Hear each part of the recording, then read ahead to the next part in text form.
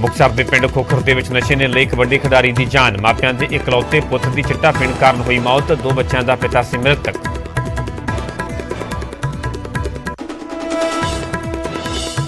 ਸੁਲਤਾਨਪੁਰ ਲੋਧੀ ਦੇ ਵਿੱਚ ਹੋਏ ਮਹਿਲਾ ਦੇ ਕਤਲ ਮਾਮਲੇ 'ਚ ਨਾਮਜ਼ਦ ਜਵਾਈ ਦੀ ਵੀ ਹੋਈ ਮੌਤ। ਕਪੂਰਥਲਾ ਦੇ ਵਿੱਚ ਸੜਕ ਕਿਨਾਰੇ ਬਿਮਾਰ ਹਾਲਤ ਵਿੱਚ ਮਿਲਿਆ ਸੀ ਮਹਿਲਾ ਦਾ ਜਵਾਈ। ਜ਼ਹਿਰ ਖਾ ਕੇ ਖੁਦਕੁਸ਼ੀ ਦੀ ਜਤਾਈ ਜਾ ਰਹੀ ਹੈ ਸੰਭਾਵਨਾ।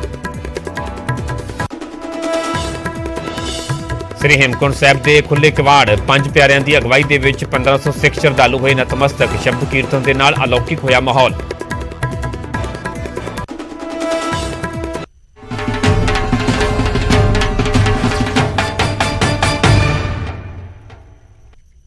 ਸਤਿ ਸ਼੍ਰੀ ਅਕਾਲ, ਤੁਸੀਂ ਵੇਖ ਰਹੇ ਹੋ ਨਿਊਜ਼ 18 ਪੰਜਾਬ। ਰਹਿਣਾ ਮੈਂ ਪਰਮਿੰਦਰ ਸਿੰਘ ਤੇਜਾ। ਸਾਰੇ ਦਰਸ਼ਕਾਂ ਦਾ ਬੁਲੇਟਿਨ ਸਵਾਗਤ ਹੈ। ਸ਼ੁਰੂਆਤ ਕਰਾਂਗੇ ਵੱਡੀ ਖਬਰ ਤੋਂ।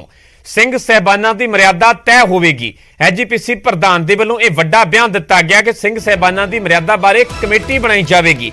ਕਮੇਟੀ ਮਰਿਆਦਾ ਦਾ ਪ੍ਰੋਟੋਕਾਲ ਤੈਅ ਕਰੇਗੀ।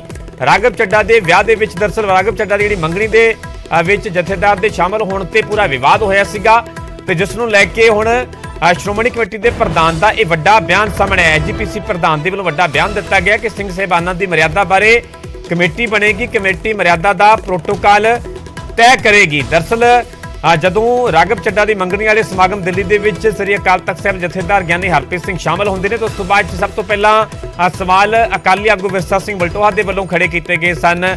ਉੱਥੇ ਉਹਨਾਂ ਦੀ ਮੌਜੂਦਗੀ ਦੇ ਵਿੱਚ ਉੱਥੇ ਜਾਣ ਨੂੰ ਲੈ ਕੇ ਸਵਾਲ ਖੜੇ ਕੀਤੇ ਗਏ ਤੇ ਉਸ ਤੋਂ ਬਾਅਦ ਸ਼੍ਰੋਮਣੀ ਕਮੇਟੀ ਦੇ ਪ੍ਰਧਾਨ ਦਾ ਹੁਣ ਇਹ ਵੱਡਾ ਬਿਆਨ ਸਾਹਮਣੇ ਆਇਆ ਕਿ ਸਿੰਘ ਸਾਹਿਬਾਨਾਂ ਦੀ ਮਰਿਆਦਾ ਬਾਰੇ ਇੱਕ ਕਮੇਟੀ ਬਣਾਈ ਜਾਵੇਗੀ। ਕਮੇਟੀ ਮਰਿਆਦਾ ਦਾ ਪ੍ਰੋਟੋਕਾਲ ਤੈਅ ਕਰੇਗੀ ਕਿ ਆਖਰਕਾਰ ਸਿੰਘ ਸਾਹਿਬਾਨ ਦੀ ਮਰਿਆਦਾ ਕੀ ਹੋਵੇਗੀ, ਕਿਹੜੇ ਸਮਾਗਮ ਦੇ ਸਿੰਘ ਸਾਹਿਬਾਨ ਜਾ ਸਕਣਗੇ, ਕਿਹੜੇ ਸਮਾਗਮ ਦੇ ਵਿੱਚ ਨਹੀਂ ਜਾ ਸਕਣਗੇ। ਉਹ ਸਭ ਨੂੰ ਲੈ ਕੇ ਇੱਕ ਪ੍ਰੋਟੋਕਾਲ ਤੈਅ ਕੀਤਾ ਜਾਵੇਗਾ। ਸੋ ਹਰਜਿੰਦਰ ਸਿੰਘ ਧਾਮੀ ਜਿਹੜੇ ਕਿ ਸ਼੍ਰੋਮਣੀ ਕਮੇਟੀ ਦੇ ਪ੍ਰਧਾਨ ਨੇ ਉਹਨਾਂ ਦੇ ਵੱਲੋਂ ਇਹ ਵੱਡਾ ਬਿਆਨ ਦਿੱਤਾ ਗਿਆ, ਵੱਡੀ ਜਾਣਕਾਰੀ ਦਿੱਤੀ ਹੈ ਕਿ ਸਿੰਘ ਸਾਹਿਬਾਨਾਂ ਦੀ ਮਰਿਆਦਾ ਬਾਰੇ ਕਮੇਟੀ ਬਣਾਈ ਜਾਵੇਗੀ। ਖੈਰ ਇਹ ਹੌਲੀ ਹੌਲੀ ਸਾਫ਼ ਹੋਵੇਗਾ ਕਿ ਆਖਰਕਾਰ ਕਮੇਟੀ ਦਾ ਗਠਨ ਕਦੋਂ ਹੋਵੇਗਾ, ਕਮੇਟੀ ਦੇ ਵਿੱਚ ਕੌਣ-ਕੌਣ ਸ਼ਾਮਲ ਹੋਵੇਗਾ, ਇਹ ਕਦੋਂ ਤੱਕ ਜਿਹੜੇ ਆ ਪੂਰਾ ਪ੍ਰੋਟੋਕਾਲ ਪੂਰੀ ਮਰਿਆਦਾ ਤੈਅ ਹੋਵੇਗੀ। ਫਿਲਹਾਲ ਇਹ ਸਵਾਲ ਹੈ ਪਰ ਹਰਜਿੰਦਰ ਸਿੰਘ ਧਾਮੀ ਦੇ ਵੱਲੋਂ ਇਹ ਵੱਡਾ ਬਿਆਨ ਦਿੱਤਾ ਗਿਆ ਕਿ ਸਿੰਘ ਸਾਹਿਬਾਨਾਂ ਦੀ ਮਰਿਆਦਾ ਬਾਰੇ ਕਮੇਟੀ ਬਣੇਗੀ। ਕਮੇਟੀ ਮਰਿਆਦਾ ਦਾ ਪ੍ਰੋਟੋਕਾਲ ਤੈਅ ਕਰੇਗੀ। ਤੁਹਾਨੂੰ ਨਾਲ ਹੀ ਉਸ ਦਿਨ ਦੀਆਂ ਦਿੱਲੀ ਦੀਆਂ ਤਸਵੀਰਾਂ ਵਿਖਾ ਰਹੇ ਜਦੋਂ ਕਿ ਰਾਘਵ ਚੱਡਾ ਦੀ ਮੰਗਣੀ ਵੇਲੇ ਜਿਹੜਾ ਦਿੱਲੀ ਦੇ ਵਿੱਚ ਸਮਾਗਮ ਰੱਖਿਆ ਗਿਆ ਸੀ ਉਸੇ ਸਮਾਗਮ ਦੇ ਵਿੱਚ ਸ਼ਾਮਲ ਹੋਣ ਦੇ ਲਈ ਸ੍ਰੀ ਅਕਾਲ ਤਖਤ ਸਾਹਿਬ ਦੇ ਜਥੇਦਾਰ ਪਹੁੰਚੇ ਸਨ। ਕਿਉਂਕਿ ਸਿੱਧੇ ਤੌਰ ਤੇ ਇਹਨਾਂ ਤਸਵੀਰਾਂ ਦੇ ਨਾਲ ਅੱਜ ਦੇ ਐਜੀਪੀਸੀ ਪ੍ਰਧਾਨ ਦੇ ਬਿਆਨ ਨੂੰ ਲਿੰਕ ਕੀਤਾ ਜਾ ਸਕਦਾ ਹੈ, ਜੋੜ ਕੇ ਵੇਖਿਆ ਜਾ ਸਕਦਾ ਹੈ ਕਿ ਆਖਰਕਾਰ ਜ਼ਰੂਰਤ ਲੋੜ ਕਿਉਂ ਪਈ ਸਿੰਘ ਸਾਹਿਬਾਨਾਂ ਦੀ ਮਰਿਆਦਾ ਬਾਰੇ ਕਮੇਟੀ ਬਣਾਉਣ ਦੀ। ਇਸੇ ਨੂੰ ਲੈ ਕੇ ਅੱਜ ਐਜੀਪੀਸੀ ਪ੍ਰਧਾਨ ਦੇ ਵੱਲੋਂ ਇਹ ਵੱਡਾ ਬਿਆਨ ਦਿੱਤਾ ਗਿਆ। ਇੱਕ ਕਮੇਟੀ ਹਾਲੇ ਕਿਉਂਕਿ ਬਣਾਈ ਨਹੀਂ, ਬਣਾਵਾਂਗੇ ਕਿਉਂਕਿ ਹਰ ਇੱਕ ਸਿਸਟਮ ਦਾ ਇੱਕ ਕੋਡ ਆਫ ਕੰਡਕਟ ਹੁੰਦਾ ਤੇ ਉਹ ਅਸੀਂ ਜਿਵੇਂ ਪਹਿਲਾਂ ਕਮੇਟੀਆਂ ਵਿੱਚ ਜਥੇਦਾਰ ਕਿਵੇਂ ਨਿਯੁਕਤ ਹੋਣ, ਕਿਵੇਂ ਉਹਨਾਂ ਨੂੰ ਜਿਹੜਾ ਜਿਸਲੇ ਉਹ ਸੇਵਾ ਮੁਕਤ ਕੀਤਾ ਜਾਂਦਾ ਤੇ ਇਹਦਾ ਵੀ ਇੱਕ ਜਿਹੜਾ ਅਸੀਂ ਪਰਫਾਰਮਾ ਭਾਵੇਂ ਮੰਨ ਲਓ ਕਹਿ ਲਈਏ ਫਾਰਮਲ ਤੌਰ ਤੇ ਬਣਿਆ ਆ, ਉਹ ਵੀ ਅਸੀਂ ਬਣਾ ਕੇ ਵੀ ਫਰਦਰ ਜਿਹੜਾ ਆ ਵੀ ਸਿੰਘ ਸਾਹਿਬਾਨ ਜਿਹੜੇ ਆ ਇਹ ਵੀ ਕਿਉਂਕਿ ਸਮਾਜ ਦੇ ਵਿੱਚ ਵੀ ਰਹਿੰਦੇ ਆ ਤੇ ਇਹਨਾਂ ਦਾ ਇੱਕ ਆਪਣਾ ਮਰਿਆਦਾ ਵੀ ਆ। ਉਹ ਮਰਿਆਦਾਵਾਂ ਕਿੱਥੇ ਤੱਕ ਸੀਮਿਤ ਰਹਿਣੀਆਂ ਉਹ ਅਸੀਂ 5-7 ਦਿਨ ਦੇ ਵਿੱਚ ਸਾਰੀਆਂ ਇੱਕ ਕਮੇਟੀ ਬਣਾ ਕੇ ਸਾਰਾ ਹੀ ਧਰਮ ਪ੍ਰਚਾਰ ਦੇ ਵਿੱਚੋਂ ਉਹ ਵੀ ਅਸੀਂ ਨਿਰਧਾਰਤ। ਸਾਡੇ ਨਾਲ ਸ਼੍ਰੋਮਣੀ ਕਮੇਟੀ ਦੇ ਜਨਰਲ ਸਕੱਤਰ ਗੁਰਚਰਨ ਸਿੰਘ ਗਰੇਵਾਲ ਤੇ ਅਕਾਲੀ ਦਲ ਦੇ ਸੀਨੀਅਰ ਆਗੂ ਵਿਰਸਾ ਸਿੰਘ ਵਲਟੋਹਾ ਜੁੜ ਚੁੱਕੇ ਨੇ। ਪਹਿਲਾਂ ਗਰੇਵਾਲ ਸਾਹਿਬ ਦਾ ਰੁਖ ਕਰਾਂਗਾ। ਗਰੇਵਾਲ ਸਾਹਿਬ ਤੁਹਾਡਾ ਸਵਾਗਤ ਹੈ ਨਿਊਜ਼ 18 ਪੰਜਾਬ ਤੇ। ਜੋ ਅੱਜ ਵੱਡੀ ਜਾਣਕਾਰੀ ਦਿੱਤੀ ਗਈ ਐਜੀਪੀਸੀ ਦੇ ਪ੍ਰਧਾਨ ਹਰਜਿੰਦਰ ਸਿੰਘ ਧਾਮੀ ਦੇ ਵੱਲੋਂ ਕਿ ਸਿੰਘ ਸਾਹਿਬਾਨਾਂ ਦੀ ਮਰਿਆਦਾ ਬਾਰੇ ਜਿਹੜੀ ਕਮੇਟੀ ਬਣਾਈ ਜਾਵੇਗੀ, ਕੀ ਕੋਈ ਜਾਣਕਾਰੀ ਆਖਰਕਾਰ ਇਹ ਕਦੋਂ ਤੱਕ ਕਮੇਟੀ ਬਣੇਗੀ, ਕਮੇਟੀ ਦੇ ਵਿੱਚ ਕੌਣ-ਕੌਣ ਸ਼ਾਮਲ ਹੋਵੇਗਾ ਤੇ ਮੰਨਿਆ ਜਾਵੇ ਕਿ ਜੋ ਰਾਘਵ ਚੱਡਾ ਦੇ ਮੰਗਣੀ ਸਮਾਗਮ ਦੇ ਵਿੱਚ ਜਥੇਦਾਰ ਸਾਹਿਬ ਪਹੁੰਚੇ ਸਨ ਉਸ ਤੋਂ ਬਾਅਦ ਇਸ ਕਮੇਟੀ ਦੀ ਜ਼ਰੂਰਤ ਪਈ ਹੈ। ਦੇਖੋ ਮੈਂ ਬੇਨਤੀ ਕਰਦਾ ਹਾਂ ਤੁਹਾਨੂੰ ਹੱਥ ਜੋੜ ਕੇ ਕਿ ਇਸ ਵਿਸ਼ੇ ਨੂੰ ਥੋੜਾ ਜਿਹਾ ਮਰਜ਼ਾਦਾ ਤੁਸੀਂ ਮਰਜ਼ਾਦਾ 'ਚ ਰੱਖਿਓ ਕਿ ਸਿੰਘ ਸਾਹਿਬਾਨ ਦੀ ਮਰਜ਼ਾਦਾ ਦੇ ਬਾਰੇ 'ਚ ਅਸੀਂ ਸ਼੍ਰੋਮਣੀ ਕਮੇਟੀ ਨਹੀਂ ਬਣਾ ਸਕਦੇ। ਸਿੰਘ ਸਾਹਿਬ ਦਾ ਰੁਤਬਾ ਮਰਜ਼ਾਦਾ ਨੂੰ ਕਾਇਮ ਰੱਖਣ ਦਾ ਤੇ ਸਾਨੂੰ ਮਰਜ਼ਾਦਾ ਸਿਖਾਉਣ ਦਾ। ਸੋ ਕਿਰਪਾ ਕਰਕੇ ਇਸ ਗੱਲ ਦੀ ਜਿਹੜੀ ਕਹਿੰਦੇ ਬਣਤਰ ਆ ਉਹਨੂੰ ਚੇਂਜ ਕੀਤਾ ਜਾਵੇ। ਸ਼੍ਰੋਮਣੀ ਕਮੇਟੀ ਸਿੰਘ ਸਾਹਿਬ ਨੂੰ ਮਰਜ਼ਾਦਾ ਸਿਖਾਉਣ ਲਈ ਕਮੇਟੀ ਨਹੀਂ ਬਣਾਏਗੀ। ਮਸਲਾ ਕੀ ਆ ਵੀ ਕੋਈ ਵੀ ਕਾਰਨ ਬਣਿਆ ਜਿਹਦੇ ਕਰਕੇ ਇੱਕ ਵਿਵਾਦ ਪੈਦਾ ਹੋਇਆ, ਉਹ ਵਿਵਾਦ ਦੇ ਦੋਨੇ ਪੱਖ ਸੀ। ਜਥੇਦਾਰ ਸਾਹਿਬ ਦਾ ਆਪਣਾ ਪੱਖ ਸੀ ਤੇ ਜਿਨ੍ਹਾਂ ਨੇ ਉਸ ਤੇ ਟਿੱਪਣੀ ਕੀਤੀ ਉਹਨਾਂ ਦਾ ਪੱਖ ਆਪਣੇ ਆਪ ਦੇ ਵਿੱਚ ਵੀ ਵਾਜਬ ਸੀ। ਪਰ ਇਹਦੇ 'ਚ ਜਿਹੜਾ ਅੱਜ ਦੀ ਵਿਚਾਰ ਕੀਤੀ ਗਈ ਆ ਉਹਦਾ ਮਤਲਬ ਇਹ ਆ ਕਿ ਸਿੰਘ ਸਾਹਿਬ ਲਈ ਇੱਕ ਸਹਿਯੋਗੀ ਕੁਝ ਬੁੱਧੀਜੀਵੀਆਂ ਦੀ ਕੁਝ ਸੰਬੰਧਿਤ ਲੋਕਾਂ ਦੀ ਕਮੇਟੀ ਬਣਾਈ ਜਾਏਗੀ, ਜਿਹੜੀ ਸਮੇਂ-ਸਮੇਂ ਨਾਲ ਸਿੰਘ ਸਾਹਿਬ ਨਾਲ ਇੱਕ ਤਾਲਮੇਲ ਰੱਖੇਗੀ ਤਾਂ ਕਿ ਕੋਈ ਇਸ ਤਰ੍ਹਾਂ ਦਾ ਵਿਵਾਦ ਪੈਦਾ ਹੋਣ ਤੋਂ ਬਚੇ।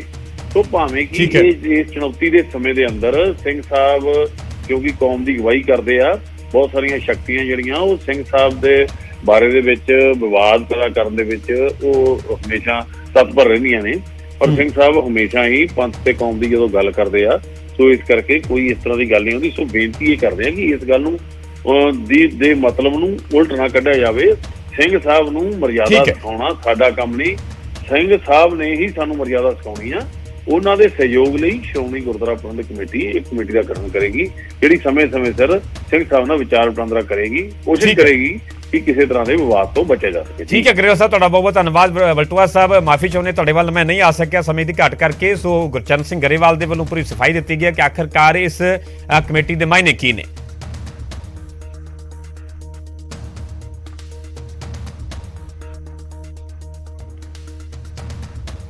तो सीधा रुख करते हैं दिल्ली का, जिथे कि इस वेले अरविंद केजरीवाल के वालों प्रेस कॉन्फ्रेंस की जा रही है। कि अगर ये टर्न डाउन कर देते हैं तो ये आम आदमी पार्टी तो बहुत छोटी सी पार्टी है, हम तो बहुत छोटे लोग हैं, ये तो सीधे सीधे केंद्र सरकार सुप्रीम कोर्ट को चुनौती दे रही है, सुप्रीम कोर्ट को चैलेंज कर रही है कि तुम जो मर्जी ऑर्डर कर लो, तुम्हारे सारे ऑर्डर हम 2 मिनट के अंदर ऑर्डिनेंस लाके बिल लाके सब खत्म कर देंगे।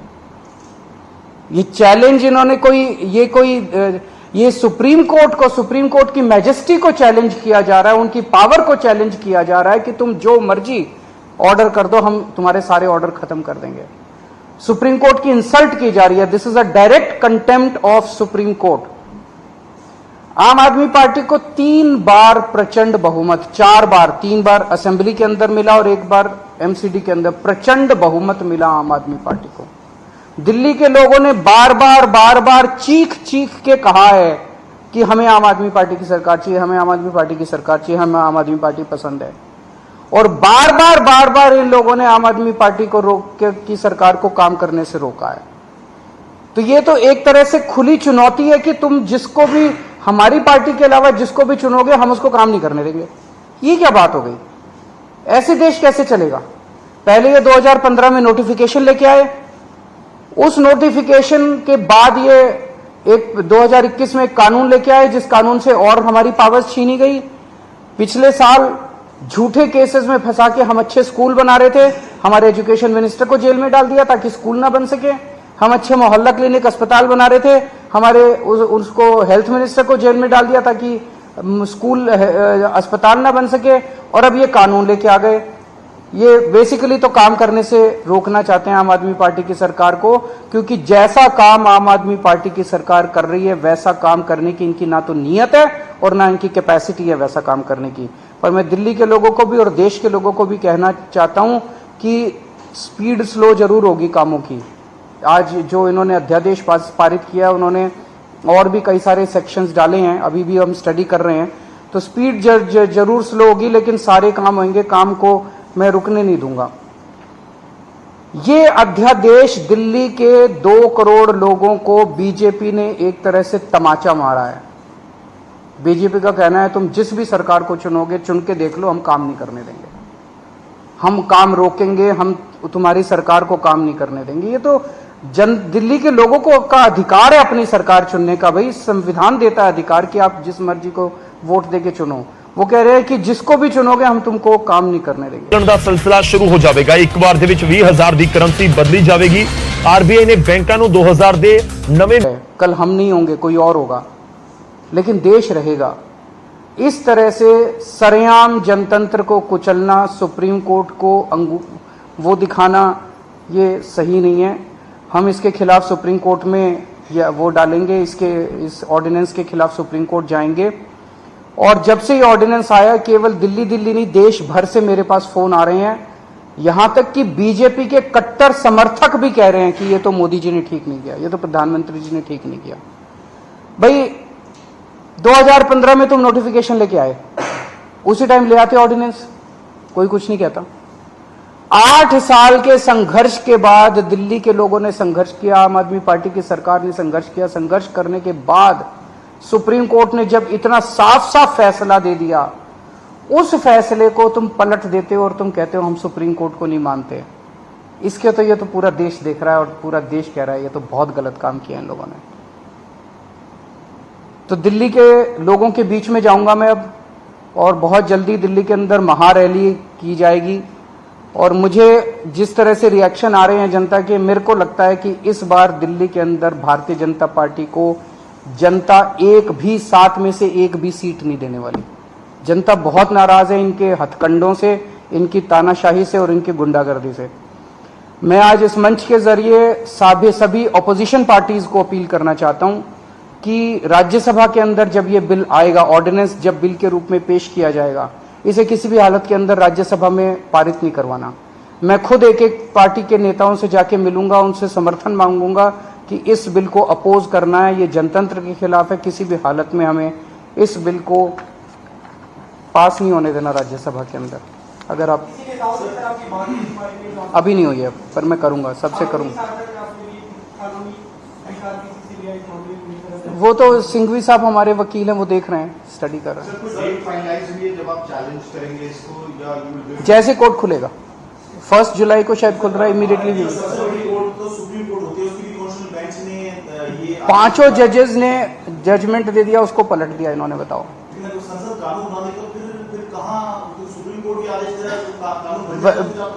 नहीं तो सुप्रीम कोर्ट जाएंगे ना। देखिए मैं देख रहा था आप सब लोगों ने सिंघवी साहब का इंटरव्यू किया है। Basic structure of the constitution जो है, कोई भी कानून लाके बेसिक स्ट्रक्चर, कल को अगर कोई ब्रूट मेजॉरिटी आ गई और उसने कह दिया हाँ जनतंत्र खत्म कर दिया उन्होंने संविधान से कि जनतंत्र अब नहीं होगा, वो नहीं कर सकते। ऐसा कानून नहीं आ सकता जो जनतंत्र खत्म कर दे।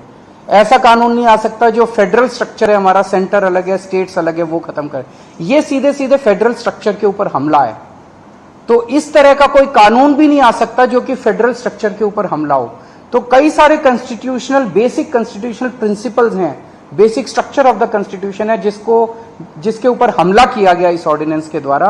तो ऐसा मानना है कई सारे कानून के जानकारों का कि ये ऑर्डिनेंस जो है, या ये अगर कानून की शेप भी लेता है तो ये कोर्ट के अंदर टिकेगा। ये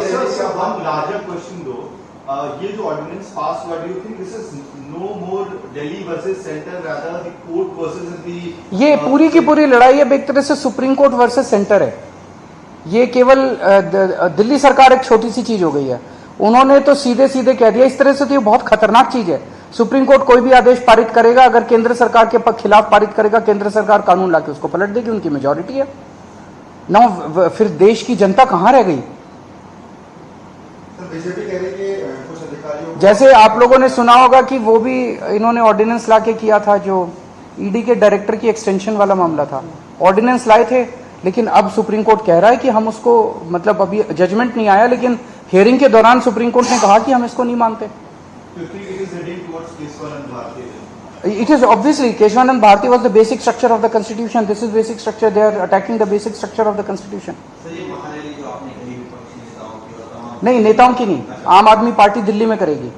मैं दिल्ली की जनता के बीच में जाऊंगा, घर घर जाऊंगा, मैं एक एक घर में जाऊंगा और उनको बताऊंगा कि किस तरह से इन्होंने किया है। आपकी पावर को छीना है। केजरीवाल छोटी चीज है, जनता बड़ी चीज है।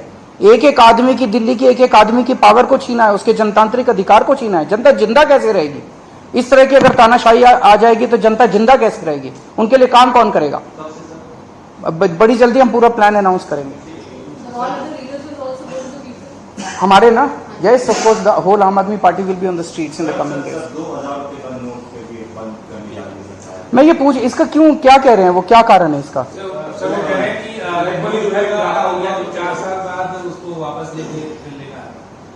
मैं तो बार बार कह रहा था कि सरकार को पढ़ा लिखा होना चाहिए। क्योंकि कभी कहते हैं कि भ्रष्टाचार खत्म करने के लिए 2000 रुपए का नोट लेके आए, कभी कहते हैं कि भ्रष्टाचार खत्म करने के लिए 2000 रुपए का नोट हटा दिया। तो मतलब कुछ समझ नहीं आ रहा कि सरकार कर क्या। पूरा देश को लाइनों में लगाए रखते हैं, पूरा दिन लाइनों में लगा रखते हैं, हर 3-4 साल में लाइनों में लगा देते हैं। ये अच्छी चीज नहीं है, ये अनप्रोडक्टिव काम है। जनता को अपने परिवार पालने के लिए और अपना काम करने के लिए उसमें लगना चाहिए, ना कि बैंकों के अंदर जनता लाइनों में लगी है नोट बदलवाने के लिए। लोकसभा से पहले इस तरह के फैसले हो गए तो पिछली बार तो आप समझ ही रहे हैं उसके कारण क्या है। शुक्रिया, थैंक यू।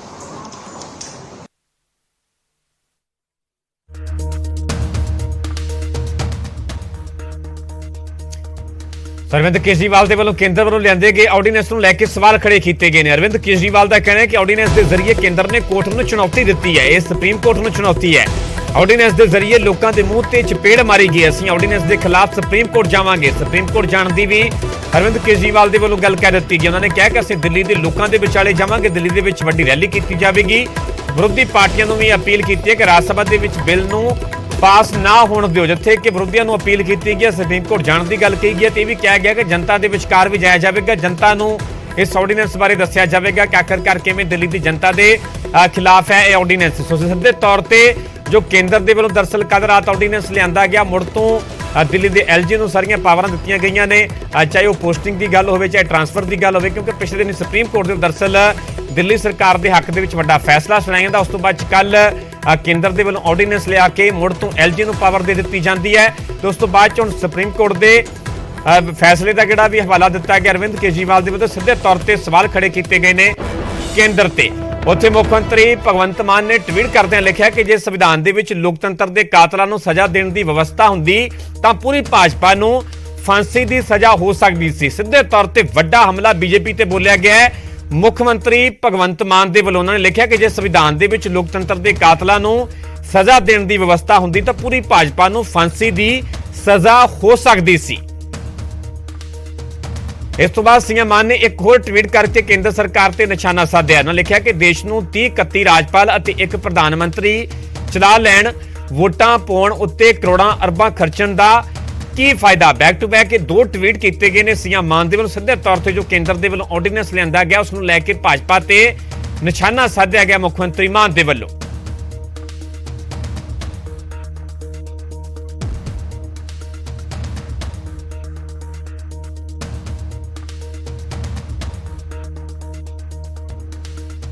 उधर बीजेपी आगू मनजिंदर सिंह सिरसा ने सीएम मान ते पलटवार किया।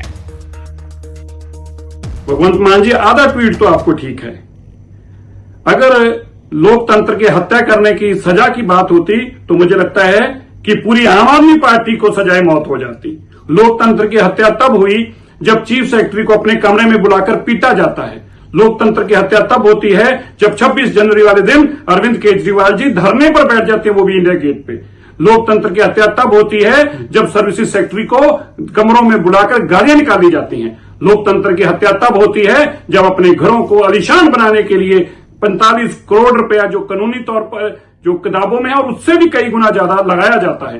लोकतंत्र की हत्या तब होती है जब कहा जाता है मैं सरकारी बंगला नहीं लूंगा, सरकारी गाड़ी नहीं लूंगा, सिक्योरिटी नहीं लूंगा, और फिर वो सब कुछ दिया जाता है जो लोकतंत्र को हथियाने के लिए झूठ बोलकर किया गया था। लोकतंत्र की हत्या तब हुई जब देश की चुनी हुई सरकार अपनी राजधानी के लिए अपना कानून बनाती है, और वो कानून जो पिछले 15, 25, 30 साल से हर कोई मान रहा था। शीला दीक्षित जी ने माना, मदन लाल खुराना जी ने माना, सैफ सिंह वर्मा जी ने माना, लेकिन अरविंद केजरीवाल जो कहते हैं मेरा अपना ही कानून, अपना ही लोकतंत्र है, मानने को तैयार नहीं है। लोकतंत्र की हत्या तब होती है।